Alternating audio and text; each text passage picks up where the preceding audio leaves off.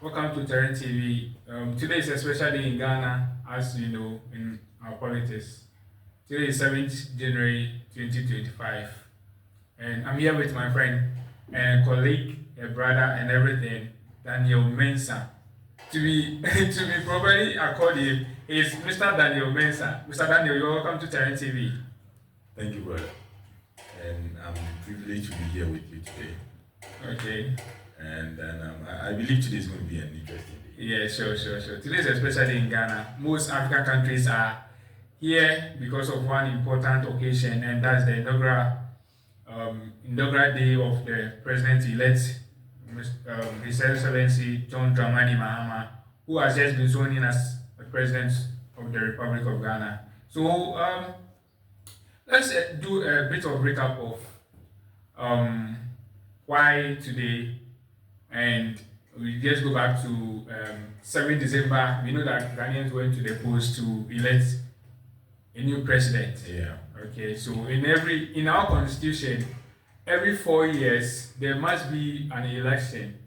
Okay. Yeah. Yes, to determine who leads the country, or who governs the country, or which political party governs for the next 4 years. Okay, so the actual administration, that was the party that ruled from 2016 to 2024, is the New Patriotic Party, that NPP.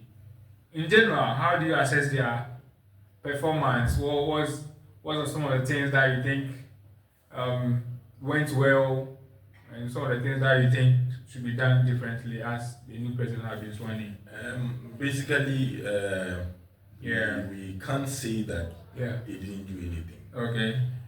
They did some, Yeah. but the expectation of the people Yes. were not met. Yeah, okay. When they were campaigning, they Okay. promised us with many things. Okay. But along the line, Yeah. we realized that most of the things they said they would do, they couldn't. But they did their best, especially Yeah. they were able to Implement some of their policies that Yes. they campaign on before they assumed office. Yeah. Okay. And one of the things they were campaigning on was they took advantage of whilst John Dramani was in power. Okay. Was one of them was the Doomsor. Okay.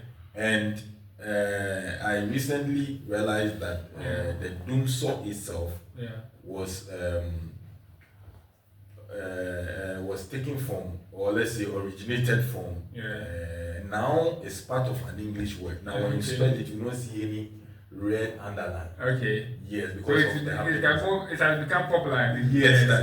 It's finding its way to even out to our dictionaries. I know, right? Yeah. So they were able to sort our lightning issues. With that, I give to them. I can easily say that they are now past the government. So with that, I can. Yeah, they helped. They helped. They also did what they could. Yes. And we sort of, I could say that we also thank them for that, because it wasn't easy. It wasn't easy for some of us. Most of the time, you'll be there, there'll be news that there's this IPPs, like the independent power producers. They're threatening to kind of shut down their plants. I know, right? Yes, because of some debts and all that. But they also tried. Sometimes a week or something, you see a release that Ministry of Finance has released some cash amounts to settle some debts.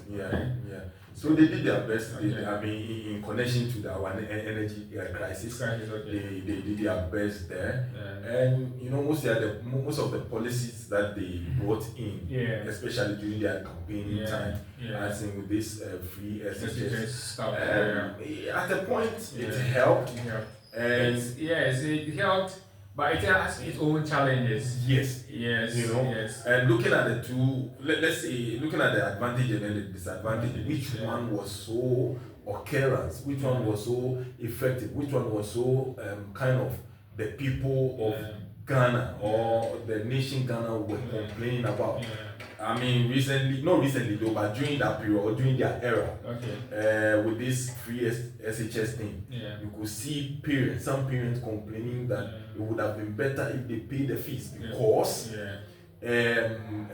most of the things that they are buying for their awards are really expensive. And looking at it, if we have paid our fees and they kind of reduce it, it will be nicer. Some are also saying that they like it that way because they are not paying fees for their awards. So that is the interesting thing about it. Right? So we all have like own opinions and how we go about our stuff. But in general, I think it was okay. It's a good policy because I'm not saying I wouldn't use it was okay because definitely the new administration, John Dramani Mahama said he's going to continue the 3 years. We'll get there. I don't want us to be rushed into that. We'll get into his side as well. And with the promises and the things that he has said to the good people of Ghana. Right? Yeah. And I could also say that now, fast forward a little bit. I could also say that our previous government, they did their best. They did their best.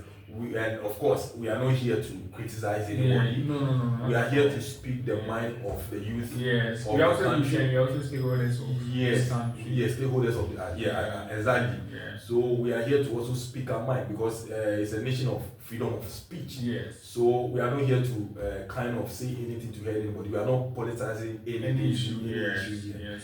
But through it all, we could say that they've done their best. Now, I was listening to the past president on his final address of the nation. The final address of the nation. State of the Nation address. Yes. And he made mention of certain things that some people start arguing. Some also have different opinions about what he said. Exactly. And so that's democracy. I know, right? Yes. Definitely, somebody will have different view about whatever you do. I know. So, he made mention of a couple of things that I want to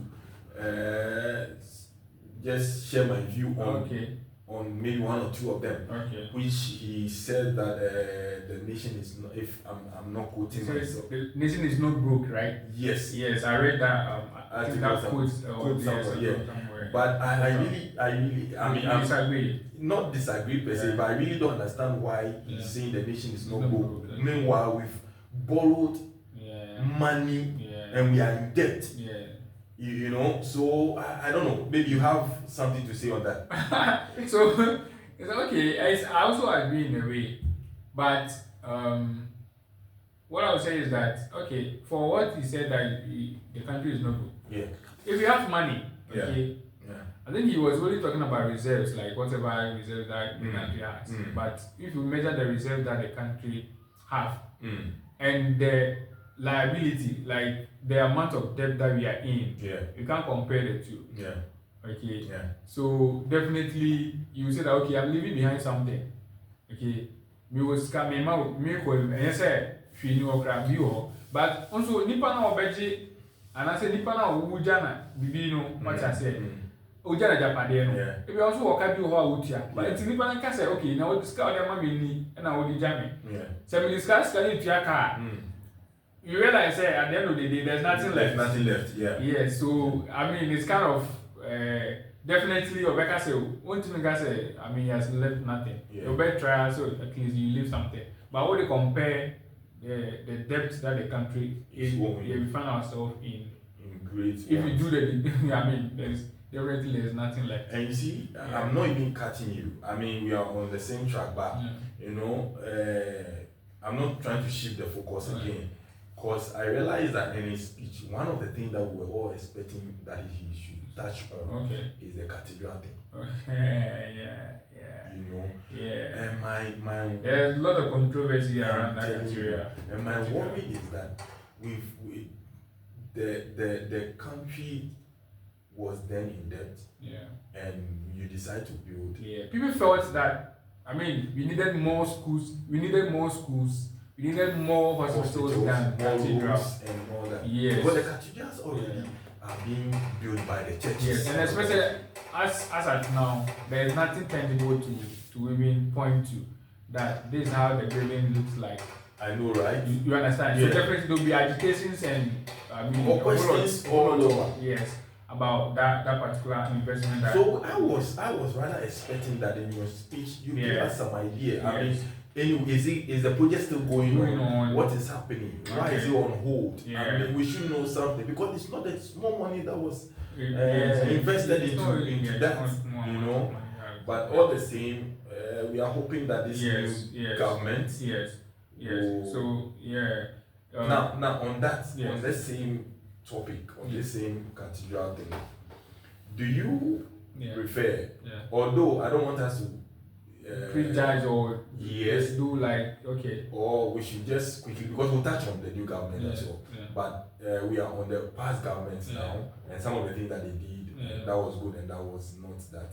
We won't say it's not good, but you know, as human as we are. But I wanted to say that, so like if you are the new government that is on the seats now, what would be your view or your take on this cathedral thing? Okay, so already there have been huge amounts of money that has been invested there. Yeah. So you just have to do a proper auditing of whatever has been done so far. Okay. People have different opinions about that particular building that was to be put up. That particular project. Correctly. And so you listen to the people first. People are saying that is not what we need right now. We need jobs. The youth need jobs. We need money in our pockets. We want to fill our pockets because at the end of the day we have family to feed. So if you think that is not necessary now, let's put it on wood. Do proper auditing. If there has been any fund that is gone missing, make sure that you give all these funds to the nation's coffers.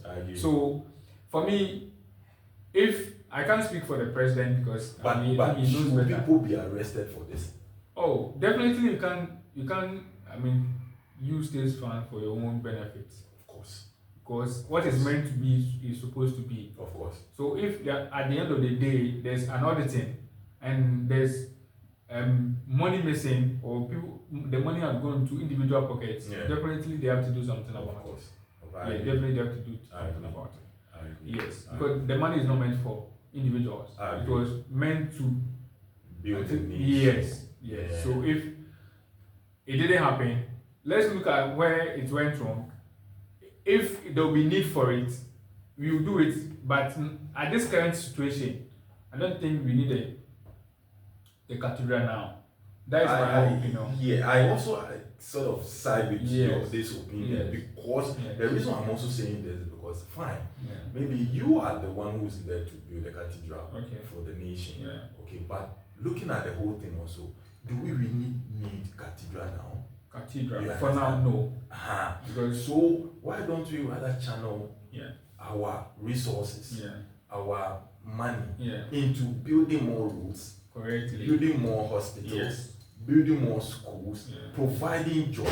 Currently, I was talking to a friend of mine, and he was telling me that even now, churches are buying industries and they are turning it into church. Yes, for that one, I know. There are a couple of churches that bought state companies, to be and converted them to big auditoriums.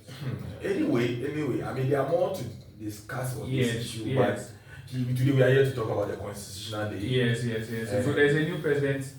I mean, we went to the polls on 7th December. The people of Ghana voted, and they voted for change. They said they needed change. And so they voted for the National Democratic Congress, and that was led by His Excellency John Dramani Mahama. I mean, he won massively. And to chip on what this massively winning. It has never happened. Yes. And I mean, it's very interesting. If you look at the political history of the president, His Excellency John Dramani Mahama, where he's coming from. So a man from Boli Bamboy rose to become assemblyman, an MP, deputy minister of communications, became a vice president, and became a president overnight. Yes. So it's all. I mean, we all know that he was a vice president to the late His Excellency Yeah. John Evans Atta Atta Mills, yeah. and unfortunately passed away on 24 July 2012. And so that particular day, and once there is no president, so as we know, if the president is not around, the vice is supposed to be in charge. If the vice is not around, the Speaker of Parliament. If the Speaker of Parliament is not around, the Chief Justice. Yeah. And so once the president was no more, they needed to swear him in as president of the Republic that particular day. And so he became a president. Yeah. And in 6 months' time, he was re-elected as president. He was re-elected, rather. He was re-elected because he was vice. Yeah. Yes, he was elected as president in 2012. Yeah. I mean, amidst all the controversies after the elections, the Supreme Court, you remember the Bawumia thing, you and I was not there. Not there. I mean, I know, right? It was one of the most, I mean, it wasn't easy at all. And I really remember some people made contempt of, people were caught by courts, I mean, contempt of something. I mean, there was a ruling or something, and they also made their own allegations opinions like that. and that. The court said, no, you can't do that. You are not bigger than the Supreme Court. I know, right? So you put you at your proper place. And so it has been quite a journey. Yeah, 2016 he lost. I mean, he wasn't expecting it, honestly. He was not expecting that defeat. Almost close to 1 million votes in 2016. Yeah. Yes, knowing very well that if you talk about a circular interchange, you know that he was the brain behind it. Yeah. If you go to Kumasi, there's the central markets, you know, he was the brain behind it. You go to the Kwaba market, monumental projects. Yeah. And still he lost. Ghanaian people said no. And one amazing thing is that looking at the restructure of Kotoka International Airport. Yes, the terminal trade. Yes, he made it so nice. Yes. And when you even go there, you think that you are really in an international airport. Yes. And not to also talk, not to leave the hospital that in University of Ghana too. Not to leave that one aside. But upon all this, he lost. Yes, he lost. I mean, the Ghanaian people had different views. I know. Just as they have expressed their view this year. And that's the interesting thing about democracy. And he had no option but to agree to the will of the people. Yeah. He handed over to the former president, Nana Addo Dankwa Akufo-Addo, in 2017. Yeah. And so he came back in 2020 to contest. Yeah. He lost. But this year, last year, 7 December, he won. It was unprecedented victory. Unprecedented. I'm telling you. Yes. It has never. Yeah, I thought someone wrote something on Facebook. He said that Mahama has cancelled his debts in 2020. No, in 2016 and in 2020. All together. This year he has made mess up. He has cancelled every debt that he had in the past. And one amazing thing is that it has never happened in our constitution. Yes, but if you look at what happened in 2020, okay. Yeah. Yes, so if 2016 he lost by almost close to 1 million votes or 1 million votes. 2020 he cancelled almost half of the votes. Yes, it was close. Yes, it was 50,000 votes. So if you are him, definitely you would have to work harder. And you talk about perseverance and persistence. He persevered. You know that challenge still. It was constant too. He believed in what he had and what he has to offer the country. And he has won. He has won. Now talking about